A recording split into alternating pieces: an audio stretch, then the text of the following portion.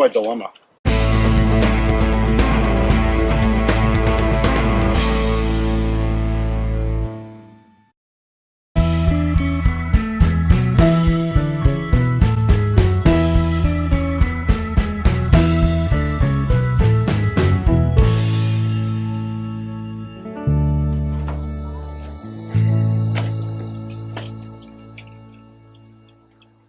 I want to be able to put this cooler on the back, or air cooler, when I go out surf casting, to have full of ice so I can put my fish in. And as you can see, that's not going to work.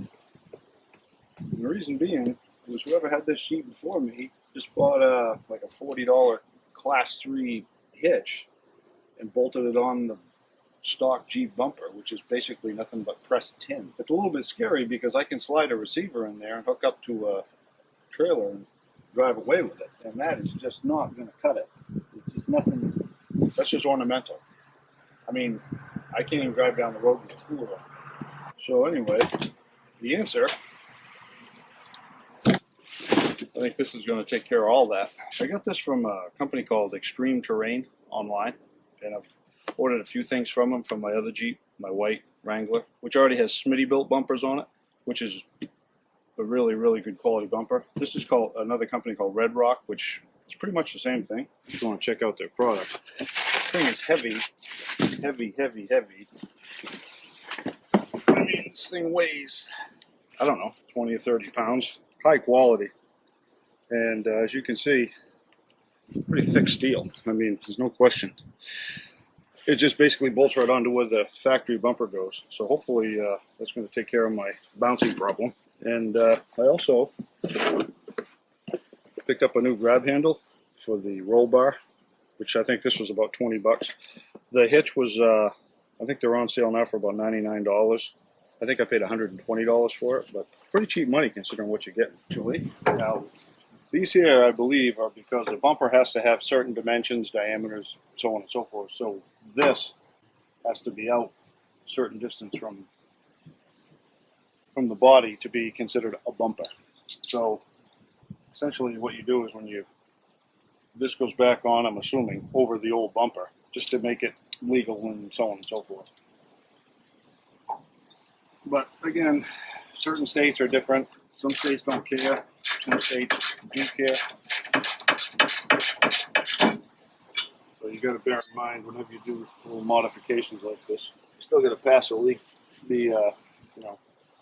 pass legal requirements. Always bear that in mind before you spend money on aftermarket equipment. As it turns out, I actually paid $140 for it, plus shipping.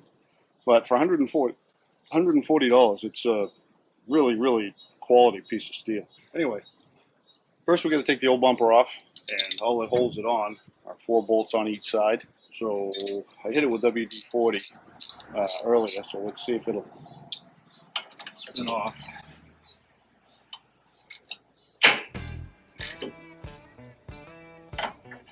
I don't expect it to come off easy.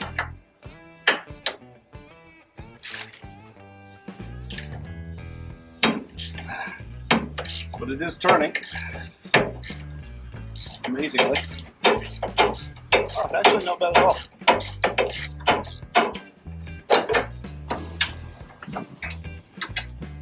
Coming off pretty good. Surprisingly.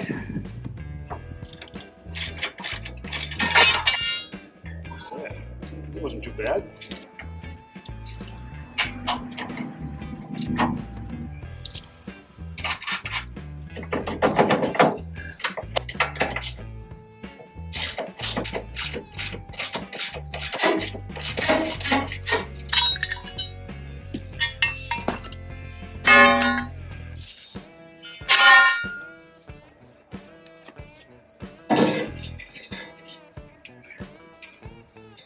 So it's going to fit.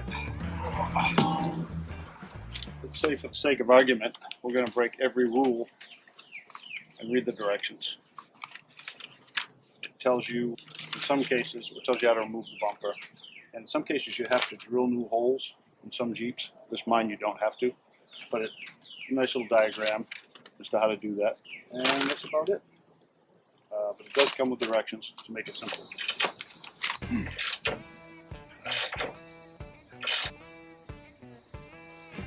As it turns out, after I got my top bolts in and got it mounted, the bottom bolts didn't quite line up, so I'm just going to ream them out a little bit. Bear in mind, there's a gas tank right here. So if you are drilling through the back of your bumper, that's something to contend with. But it won't be any problem now because literally the gas tank's over here and I'm drilling these holes. But just as a word of caution, and they mention in the instructions, there's a gas tank behind the bumper. So just throwing it up. It turns out these bumpers, the holes and everything work except for I have to cut a notch right here to slide over that new bumper, the new piece I just put on. So I'm going to take a notch out of that, and then these will bolt right on. There's a little bit of modification to those if you want to use them. As I said, some states might give you a hard time about not having them on there. I don't know. Something to consider, but I'm going to have mine back on anyway. So other than that, it was a pretty easy change out.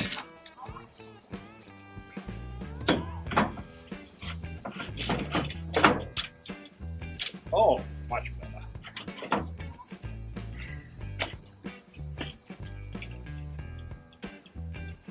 Much better. You know, there we go. Surf casting, you go. This is pretty slick.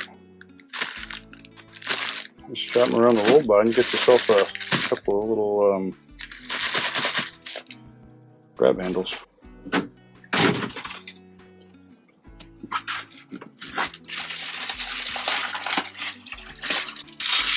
Look at that. Nice Velcro. This is made by Rugged Ridge. It's only like 20 bucks. I don't know. Maybe 30. I don't know. They're not expensive. If I remember right. I'll be sure to caption the actual cost. Nice little addition though if you got somebody trying to get in this side that's not really long-legged. Gives them something to grab onto. Pretty slick actually. Just up and over the roll bar. So. Because if you don't have the top on, it makes it easier. Essentially, put it up there and suck it down like that.